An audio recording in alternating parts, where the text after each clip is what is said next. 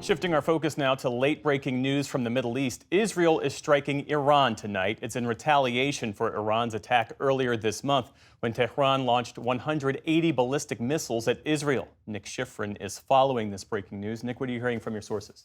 Jeff, tonight the Israeli Defense Forces have made a statement confirming that, yes, they are attacking Iran, and I'm just going to read part of that statement right now.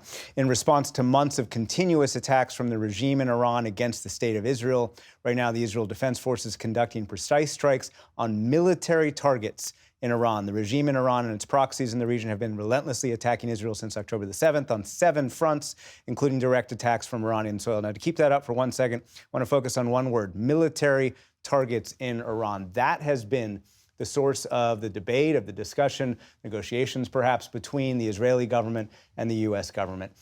Israeli officials told me when I was there during this Iranian attack that they wanted to have a very, very large response to reestablish deterrence, in their words. The U.S. wanted to prevent another round of ballistic missile strikes. Those ballistic missile strikes that we saw on October the 1st were the second round. So U.S. officials argued that in order to prevent a third round, Israel couldn't attack two things: nuclear sites or energy sites. And that apparently is what the U.S. has convinced Israel to do, to attack military sites, not anything else. An Israeli response had been expected since the attack at the start of this month. What's been happening behind the scenes over the last 3 weeks? It's been that discussion of what the targets are and why the U.S. is trying to limit, or at least restrain relatively, what Israel might target.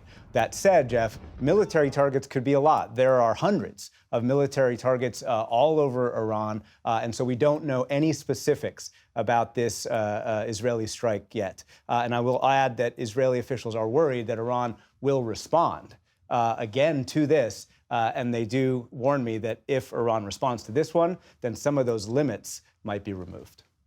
Nick Schifrin, our thanks to you. We appreciate it. Thanks very much, Jeff.